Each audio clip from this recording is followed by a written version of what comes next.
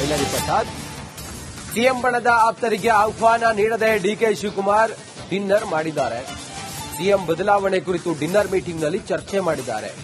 ಯತೀಂದ್ರ ಹೇಳಿಕೆಯ ಬಗ್ಗೆಯೂ ಸಭೆಯಲ್ಲಿ ಬಿಸಿ ಬಿಸಿ ಚರ್ಚೆ ಆಗಿದೆ. ಡಿನ್ನರ್ ಮೂಲಕ ಸಿದ್ದು ಬಣಕ್ಕೆ ಆಪ್ತರಿಂದ ಡಿಕೆ ಶಿವಕುಮಾರ್ ತಿರುಗೇಟನ್ನು ಕೊಡ್ತಾ ಇದ್ದಾರೆ. ಎರಡು ಬಣ ಹೆಂಗೆಲ್ಲಾಗುತ್ತೆ ಅಂತ ಕೇಳಿದ್ರೆ ಡಿಕೆ ಶಿವಕುಮಾರ್ ಅವರು ಅವರಿಗೆ ಬೇಕಾದವರಿಗೆ ಮಾತ್ರ ಡಿನ್ನರ್ ಮೀಟಿಂಗ್ಗೆ ಆಹ್ವಾನ ಕೊಟ್ಟಿದ್ದಾರೆ. ಇತ್ತ ಸಿದ್ದರಾಮಯ್ಯ ಕೂಡ ಅಹಿಂದ ನಾಯಕರಿಗೆ ಮಾತ್ರ ಆಹ್ವಾನ ಕೊಟ್ಟಿದ್ದಾರೆ. ಇದೆಲ್ಲವೂ ಕೂಡ ಒಡೆದ ಮನೆಯಾಗಿದೆ ಕಾಂಗ್ರೆಸ್ ಅನ್ನುವುದಕ್ಕೆ ಎಲ್ಲವೂ ನಮ್ಮ ಕಣ್ಮುಂದೆ ಇರುವಂತ ಸಾಕ್ಷಿಗಳಾಗ್ತವೆ. ಬಹುಶಃ ಇದು ಹಿಂಗೆ ಎಲ್ಲ ಮುಂದುವರಿತಾ ಹೋದ್ರೆ ಕಾಂಗ್ರೆಸ್ಗೆ ಬಹಳ ಹಿನ್ನಡೆ ಆಗೋದಂತೂ ಗ್ಯಾರಂಟಿ. ಹೈಕಮಾಂಡ್ ಮಧ್ಯ ಪ್ರವೇಶ ಮಾಡಿ ನಾನೇನ್ ಹೇಳ್ತೀನಿ ಹಾಗೆ ನಡ್ಕೊಳ್ಳಿ ಅಂತ ಹೇಳಿದ್ರು ಕೂಡ ಇವರ ಒಳಗಿನ ಈ ಎಲ್ಲ ಗೊಂದಲಗಳಿತ್ತಲ್ಲ, ಅದಕ್ಕೆ ನಾಯಕರುಗಳೇ ಈಗ ಡಿನ್ನರ್ ಮೀಟಿಂಗ್ಗಳ ಮೂಲಕ ಅವರನ್ನ ಒಗ್ಗೂಡಿಸ್ತಾ ಇರೋದು. ಬಹುಶಃ ಇದು ದೊಡ್ಡ ಮಟ್ಟದಲ್ಲಿ ಮುಂದೆ ಕಾಂಗ್ರೆಸ್ಗೆ ಡ್ಯಾಮೇಜ್ ಆಗುವಂತ ಸಾಧ್ಯತೆಗಳು ಕಂಡು ಬರ್ತಾ ಇದೆ. ಮತ್ತೆ ಸಂಪರ್ಕದಲ್ಲಿದ್ದಾರೆ ಮೈಲಾರಿ ಪಟಾತ್. ಮೈಲಾರಿ, ಯಾವಾಗ ಚಳಿಗಾಲದ ಅಧಿವೇಶನದಲ್ಲಿ ಕೆಲ ನಾಯಕರುಗಳು, ಸಿದ್ದರಾಮಯ್ಯ ಅವರ ಪುತ್ರನೂ ಸೇರಿದಂತೆ ಕೆಲ ನಾಯಕರುಗಳು ಸಿದ್ದರಾಮಯ್ಯನವರೇ 5 ವರ್ಷ ಮುಖ್ಯಮಂತ್ರಿ, ಯಾವುದೇ ಬದಲಾವಣೆ ವಿಚಾರ ಇಲ್ಲ, ಹೈಕಮಾಂಡ್ ಕೂಡ ಸ್ಪಷ್ಟಪಡಿಸಿದೆ ಅಂತೇಳಿ ಹೇಳಿದಾಗ ಬಹುಶಃ ಡಿಕೆ ಶಿವಕುಮಾರ್ ಬಣಕ್ಕೆ ಈಗ ದುಗುಡ ಕಾಡ್ತಾ ಇದೆ ಅಂತ ಅನ್ಸುತ್ತೆ ಇವ್ರ ಹೇಳಿಕೆಗಳೆಲ್ಲ. ಬಹುಶಃ ಈ ವಿಚಾರವಾಗಿ ಚರ್ಚೆ ಆಗಿರಬಹುದಾ, ಅಥವಾ ತಾವು ಮುಂದೆ ಯಾವ ಸ್ಟ್ಯಾಂಡ್ ತಗೊಳ್ಬೇಕು ಅನ್ನೋ ವಿಚಾರ ಚರ್ಚೆ ಆಗಿರಬಹುದಾ, ಅಥವಾ ಈ ಚಳಿಗಾಲದ ಅಧಿವೇಶನ ಮುಗಿದ ನಂತರ ದೆಹಲಿಗೆ ಬರೋಕೆ ಹೇಳಿದೆ ಅಂತೆ ಹೈಕಮಾಂಡ್, ಬಹುಶಃ ಈ ವಿಚಾರ ಪ್ರಸ್ತಾಪ ಆಗಿರಬಹುದಾ ಮೈಲಾರಿ?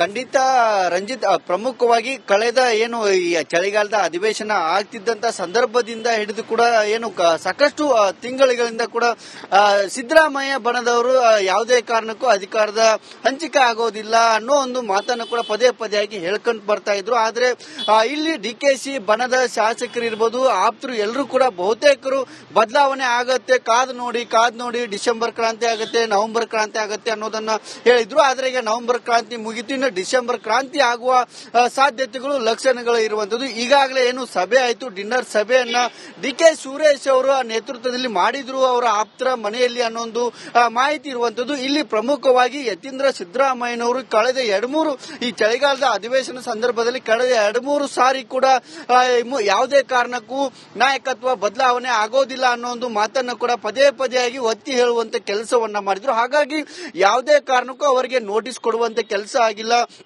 ಜೊತೆಗೆ ಅವ್ರನ್ನ ವಿರುದ್ಧ ಯಾವುದೇ ರೀತಿಯಂತ ಕ್ರಮ ಆಗಿಲ್ಲ. ಬೇರೆದವರು ಅಂದ್ರೆ ಡಿಕೆ ಬಣದ ಶಾಸಕರು ಈ ರೀತಿಯ ಹೇಳಿಕೆ ಅಂತ ಕೊಂಟದ್ದ ಸಂದರ್ಭದಲ್ಲಿ ಅವರ ವಿರುದ್ಧ ನೋಟಿಸ್ ನೀಡುವ ಮೂಲಕ ಕ್ರಮಕ್ಕೆ ಮುಂದಾಗಿದ್ರು. ಹಾಗಾಗಿ ಯತೀಂದ್ರ ಅವರ ಮೇಲೆ ಯಾಕೆ ಕ್ರಮ ಇಲ್ಲ ಅನ್ನೋ ಒಂದು ಪ್ರಶ್ನೆಯನ್ನ ಡಿಕೆ ಶಿವಕುಮಾರ್ ಅವರನ್ನ ಅವರ ಆಪ್ತ ಬಣದ ಶಾಸಕರು ಮಾಡಿದ್ದಾರೆ ಅನ್ನೋ ಒಂದು ಮಾಹಿತಿ ಕೂಡ ಇರುವಂತದ್ದು. ಯಾಕೆಂದ್ರೆ ಪದೇ ಆಗಿ ನಾವು ಸುಮ್ಮನೆ ಇದ್ರೂ ಕೂಡ ಈ ರೀತಿಯಾಗಿ ಯತೀಂದ್ರ ಅವರು ನಿರಂತರವಾಗಿ ಹೇಳಿಕೆಯನ್ನ ಕೊಡುವ ಮೂಲಕ ಸಾಕಷ್ಟು ಗೊಂದಲ ಕ್ರಿಯೇಟ್ ಮಾಡ್ತಿದ್ದಾರೆ. ಹಾಗಾಗಿ ಆ ಗೊಂದಲಕ್ಕೆ ಫುಲ್ ಸ್ಟಾಪ್ ಇರಬೇಕು, ನೀವು ಅವರಿಗೆ ನೋಟಿಸ್ ಕೊಡಬೇಕು ಅನ್ನೋ ನಿಟ್ಟಿನಲ್ಲಿ ಕೂಡ ಅವರ ಆಪ್ತ ಬಣದವರು ಅವರಿಗೆ ಒತ್ತಾಯವನ್ನ ಮಾಡಿದ್ದಾರೆ ಅನ್ನೋ ಒಂದು ಮಾಹಿತಿ ಸದ್ಯ ಇರುವಂತದ್ದು. ಮತ್ತೊಂದು ಕಡೆ ಈ ಅಧಿಕಾರದ ಹಂಚಿಕೆ ಬಗ್ಗೆ ಕೂಡ ಗೊಂದಲ ಏನಾಗ್ತಾ ಇದೆ ಅದರ ಬಗ್ಗೆ ಕೂಡ ಏನು ಸಾಕಷ್ಟು ಮಾಹಿತಿಗಳನ್ನ ಕೇಳುವ. ಸಿಎಂ ಬಣದ ಆಪ್ತರಿಗೆ ಆಹ್ವಾನ ನೀಡದೆ ಡಿಕೆ ಶಿವಕುಮಾರ್ ಡಿನ್ನರ್ ಮಾಡಿದ್ದಾರೆ. ಸಿಎಂ ಬದಲಾವಣೆ ಕುರಿತು ಡಿನ್ನರ್ ಮೀಟಿಂಗ್ನಲ್ಲಿ ಚರ್ಚೆ ಮಾಡಿದ್ದಾರೆ. ಯತೀಂದ್ರ ಹೇಳಿಕೆಯ ಬಗ್ಗೆಯೂ ಸಭೆಯಲ್ಲಿ ಬಿಸಿ ಬಿಸಿ ಚರ್ಚೆ ಆಗಿದೆ. ಡಿನ್ನರ್ ಮೂಲಕ ಸಿದ್ದು ಬಣಕ್ಕೆ ಆಪ್ತರಿಂದ ಡಿಕೆ ಶಿವಕುಮಾರ್ ತಿರುಗೇಟನ್ನು ಕೊಡ್ತಾ ಇದ್ದಾರೆ. ಎರಡು ಬಣ ಹೆಂಗೆಲ್ಲಾಗುತ್ತೆ ಅಂತ ಕೇಳಿದ್ರೆ ಡಿಕೆ ಶಿವಕುಮಾರ್ ಅವರು ಅವರಿಗೆ ಬೇಕಾದವರಿಗೆ ಮಾತ್ರ ಡಿನ್ನರ್ ಮೀಟಿಂಗ್ಗೆ ಆಹ್ವಾನ ಕೊಟ್ಟಿದ್ದಾರೆ. ಇತ್ತ ಸಿದ್ದರಾಮಯ್ಯ ಕೂಡ ಅಹಿಂದ ನಾಯಕರಿಗೆ ಮಾತ್ರ ಆಹ್ವಾನ ಕೊಟ್ಟಿದ್ದಾರೆ. ಇದೆಲ್ಲವೂ ಕೂಡ ಒಡೆದ ಮನೆಯಾಗಿದೆ ಕಾಂಗ್ರೆಸ್ ಅನ್ನುವುದಕ್ಕೆ ಎಲ್ಲವೂ ನಮ್ಮ ಕಣ್ಮುಂದೆ ಇರುವಂತ ಸಾಕ್ಷಿಗಳಾಗ್ತವೆ. ಬಹುಶಃ ಇದು ಹಿಂಗೆ ಎಲ್ಲ ಮುಂದುವರಿತಾ ಹೋದ್ರೆ ಕಾಂಗ್ರೆಸ್ಗೆ ಬಹಳ ಹಿನ್ನಡೆ ಆಗೋದಂತೂ ಗ್ಯಾರಂಟಿ. ಹೈಕಮಾಂಡ್ ಮಧ್ಯ ಪ್ರವೇಶ ಮಾಡಿ ನಾನೇನ್ ಹೇಳ್ತೀನಿ ಹಾಗೆ ನಡ್ಕೊಳ್ಳಿ ಅಂತ ಹೇಳಿದ್ರು ಕೂಡ ಇವರ ಒಳಗಿನ ಈ ಎಲ್ಲ ಗೊಂದಲಗಳಿತ್ತಲ್ಲ, ಅದಕ್ಕೆ ನಾಯಕರುಗಳೇ ಈಗ ಡಿನ್ನರ್ ಮೀಟಿಂಗ್ಗಳ ಮೂಲಕ ಅವರನ್ನ ಒಗ್ಗೂಡಿಸ್ತಾ ಇರೋದು. ಬಹುಶಃ ಇದು ದೊಡ್ಡ ಮಟ್ಟದಲ್ಲಿ ಮುಂದೆ ಕಾಂಗ್ರೆಸ್ಗೆ ಡ್ಯಾಮೇಜ್ ಆಗುವಂತ ಸಾಧ್ಯತೆಗಳು ಕಂಡು ಬರ್ತಾ ಇದೆ. ಮತ್ತೆ ಸಂಪರ್ಕದಲ್ಲಿದ್ದಾರೆ ಮೈಲಾರಿ ಪಟಾತ್. ಮೈಲಾರಿ, ಯಾವಾಗ ಚಳಿಗಾಲದ ಅಧಿವೇಶನದಲ್ಲಿ ಕೆಲ ನಾಯಕರುಗಳು, ಸಿದ್ದರಾಮಯ್ಯ ಅವರ ಪುತ್ರನೂ ಸೇರಿದಂತೆ ಕೆಲ ನಾಯಕರುಗಳು ಸಿದ್ದರಾಮಯ್ಯನವರೇ 5 ವರ್ಷ ಮುಖ್ಯಮಂತ್ರಿ, ಯಾವುದೇ ಬದಲಾವಣೆ ವಿಚಾರ ಇಲ್ಲ, ಹೈಕಮಾಂಡ್ ಕೂಡ ಸ್ಪಷ್ಟಪಡಿಸಿದೆ ಅಂತೇಳಿ ಹೇಳಿದಾಗ ಬಹುಶಃ ಡಿಕೆ ಶಿವಕುಮಾರ್ ಬಣಕ್ಕೆ ಈಗ ದುಗುಡ ಕಾಡ್ತಾ ಇದೆ ಅಂತ ಅನ್ಸುತ್ತೆ ಇವ್ರ ಹೇಳಿಕೆಗಳೆಲ್ಲ. ಬಹುಶಃ ಈ ವಿಚಾರವಾಗಿ ಚರ್ಚೆ ಆಗಿರಬಹುದಾ, ಅಥವಾ ತಾವು ಮುಂದೆ ಯಾವ ಸ್ಟ್ಯಾಂಡ್ ತಗೊಳ್ಬೇಕು ಅನ್ನೋ ವಿಚಾರ ಚರ್ಚೆ ಆಗಿರಬಹುದಾ, ಅಥವಾ ಈ ಚಳಿಗಾಲದ ಅಧಿವೇಶನ ಮುಗಿದ ನಂತರ ದೆಹಲಿಗೆ ಬರೋಕೆ ಹೇಳಿದೆಯಂತೆ ಹೈಕಮಾಂಡ್, ಬಹುಶಃ ಈ ವಿಚಾರ ಪ್ರಸ್ತಾಪ ಆಗಿರಬಹುದಾ ಮೈಲಾರಿ?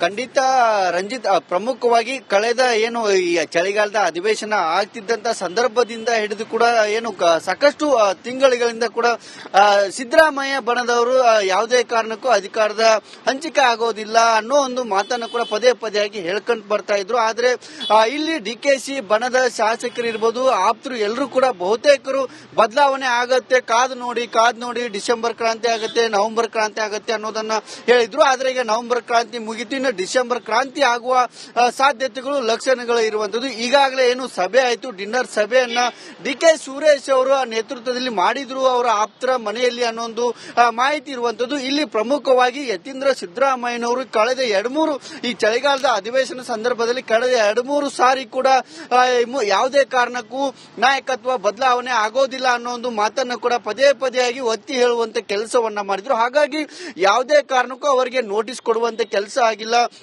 ಜೊತೆಗೆ ಅವ್ರನ್ನ ವಿರುದ್ಧ ಯಾವುದೇ ರೀತಿಯಾದಂತ ಕ್ರಮ ಆಗಿಲ್ಲ. ಬೇರೆದವರು ಅಂದ್ರೆ ಡಿಕೆ ಬಣದ ಶಾಸಕರು ಈ ರೀತಿಯ ಹೇಳಿಕೆ ಅಂತ ಕೊಂಟದ್ದ ಸಂದರ್ಭದಲ್ಲಿ ಅವರ ವಿರುದ್ಧ ನೋಟಿಸ್ ನೀಡುವ ಮೂಲಕ ಕ್ರಮಕ್ಕೆ ಮುಂದಾಗಿದ್ರು. ಹಾಗಾಗಿ ಯತೀಂದ್ರ ಅವರ ಮೇಲೆ ಯಾಕೆ ಕ್ರಮ ಇಲ್ಲ ಅನ್ನೋ ಒಂದು ಪ್ರಶ್ನೆಯನ್ನ ಡಿಕೆ ಶಿವಕುಮಾರ್ ಅವರನ್ನ ಅವರ ಆಪ್ತ ಬಣದ ಶಾಸಕರು ಮಾಡಿದ್ದಾರೆ ಅನ್ನೋ ಒಂದು ಮಾಹಿತಿ ಕೂಡ ಇರುವಂತದ್ದು. ಯಾಕೆಂದ್ರೆ ಪದೇ ಪದೇಯಾಗಿ ನಾವು ಸುಮ್ಮನೆ ಇದ್ರೂ ಕೂಡ ಈ ರೀತಿಯಾಗಿ ಯತೀಂದ್ರ ಅವರು ನಿರಂತರವಾಗಿ ಹೇಳಿಕೆಯನ್ನ ಕೊಡುವ ಮೂಲಕ ಸಾಕಷ್ಟು ಗೊಂದಲವನ್ನ ಕ್ರಿಯೇಟ್ ಮಾಡ್ತಿದ್ದಾರೆ. ಹಾಗಾಗಿ ಆ ಗೊಂದಲಕ್ಕೆ ಫುಲ್ ಸ್ಟಾಪ್ ಇರಬೇಕು, ನೀವು ಅವರಿಗೆ ನೋಟಿಸ್ ಕೊಡಬೇಕು ಅನ್ನೋ ನಿಟ್ಟಿನಲ್ಲಿ ಕೂಡ ಅವರ ಆಪ್ತ ಬಣದವರು ಅವರಿಗೆ ಒತ್ತಾಯವನ್ನ ಮಾಡಿದ್ದಾರೆ ಅನ್ನೋ ಒಂದು ಮಾಹಿತಿ ಸದ್ಯ ಇರುವಂತದ್ದು. ಮತ್ತೊಂದು ಕಡೆ ಈ ಅಧಿಕಾರದ ಹಂಚಿಕೆ ಬಗ್ಗೆ ಕೂಡ ಗೊಂದಲ ಏನಾಗ್ತಾ ಇದೆ ಅದರ ಬಗ್ಗೆ ಕೂಡ ಏನು ಸಾಕಷ್ಟು ಮಾಹಿತಿಗಳನ್ನ ಕೇಳುವ.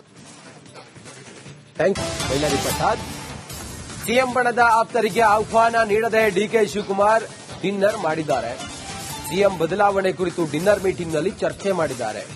ಯತೀಂದ್ರ ಹೇಳಿಕೆಯ ಬಗ್ಗೆಯೂ ಸಭೆಯಲ್ಲಿ ಬಿಸಿ ಬಿಸಿ ಚರ್ಚೆ ಆಗಿದೆ. ಡಿನ್ನರ್ ಮೂಲಕ ಸಿದ್ದು ಬಣಕ್ಕೆ ಆಪ್ತರಿಂದ ಡಿಕೆ ಶಿವಕುಮಾರ್ ತಿರುಗೇಟನ್ನು ಕೊಡ್ತಾ ಇದ್ದಾರೆ. ಎರಡು ಬಣ ಹೆಂಗೆಲ್ಲಾಗುತ್ತೆ ಅಂತ ಹೇಳಿದ್ರೆ ಡಿಕೆ ಶಿವಕುಮಾರ್ ಅವರು ಅವರಿಗೆ ಬೇಕಾದವರಿಗೆ ಮಾತ್ರ ಡಿನ್ನರ್ ಮೀಟಿಂಗ್ಗೆ ಆಹ್ವಾನ ಕೊಟ್ಟಿದ್ದಾರೆ. ಇತ್ತ ಸಿದ್ದರಾಮಯ್ಯ ಕೂಡ ಅಹಿಂದ ನಾಯಕರಿಗೆ ಮಾತ್ರ ಆಹ್ವಾನ ಕೊಟ್ಟಿದ್ದಾರೆ. ಇದೆಲ್ಲವೂ ಕೂಡ ಒಡೆದ ಮನೆಯಾಗಿದೆ ಕಾಂಗ್ರೆಸ್ ಅನ್ನುವುದಕ್ಕೆ ಎಲ್ಲವೂ ನಮ್ಮ ಕಣ್ಮುಂದೆ ಇರುವಂತ ಸಾಕ್ಷಿಗಳಾಗ್ತವೆ. ಬಹುಶಃ ಇದು ಹಿಂಗೆ ಎಲ್ಲ ಮುಂದುವರಿತಾ ಹೋದ್ರೆ ಕಾಂಗ್ರೆಸ್ಗೆ ಬಹಳ ಹಿನ್ನಡೆ ಆಗೋದಂತೂ ಗ್ಯಾರಂಟಿ. ಹೈಕಮಾಂಡ್ ಮಧ್ಯ ಪ್ರವೇಶ ಮಾಡಿ ನಾನೇನ್ ಹೇಳ್ತೀನಿ ಹಾಗೆ ನಡ್ಕೊಳ್ಳಿ ಅಂತ ಹೇಳಿದ್ರು ಕೂಡ ಇವರ ಒಳಗಿನ ಈ ಎಲ್ಲ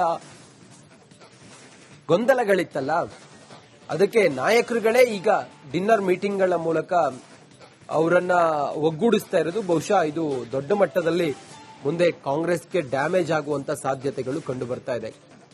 ಮತ್ತೆ ಸಂಪರ್ಕದಲ್ಲಿದ್ದಾರೆ ಮೈಲಾರಿ ಪಟಾತ್. ಮೈಲಾರಿ, ಯಾವಾಗ ಚಳಿಗಾಲದ ಅಧಿವೇಶನದಲ್ಲಿ ಕೆಲ ನಾಯಕರುಗಳು, ಸಿದ್ದರಾಮಯ್ಯ ಅವರ ಪುತ್ರನೂ ಸೇರಿದಂತೆ ಕೆಲ ನಾಯಕರುಗಳು ಸಿದ್ದರಾಮಯ್ಯನವರೇ 5 ವರ್ಷ ಮುಖ್ಯಮಂತ್ರಿ, ಯಾವುದೇ ಬದಲಾವಣೆ ವಿಚಾರ ಇಲ್ಲ, ಹೈಕಮಾಂಡ್ ಕೂಡ ಸ್ಪಷ್ಟಪಡಿಸಿದೆ ಅಂತೇಳಿ ಹೇಳಿದಾಗ ಬಹುಶಃ ಡಿಕೆ ಶಿವಕುಮಾರ್ ಬಣಕ್ಕೆ ಈಗ ದುಗುಡ ಕಾಡ್ತಾ ಇದೆ ಅಂತ ಅನ್ಸುತ್ತೆ ಇವ್ರ ಹೇಳಿಕೆಗಳೆಲ್ಲ. ಬಹುಶಃ ಈ ವಿಚಾರವಾಗಿ ಚರ್ಚೆ ಆಗಿರಬಹುದಾ, ಅಥವಾ ತಾವು ಮುಂದೆ ಯಾವ ಸ್ಟ್ಯಾಂಡ್ ತಗೊಳ್ಬೇಕು ಅನ್ನೋ ವಿಚಾರ ಚರ್ಚೆ ಆಗಿರಬಹುದಾ, ಅಥವಾ ಈ ಚಳಿಗಾಲದ ಅಧಿವೇಶನ ಮುಗಿದ ನಂತರ ದೆಹಲಿಗೆ ಬರೋಕೆ ಹೇಳಿದೆಯಂತೆ ಹೈಕಮಾಂಡ್, ಬಹುಶಃ ಈ ವಿಚಾರ ಪ್ರಸ್ತಾಪ ಆಗಿರಬಹುದಾ ಮೈಲಾರಿ?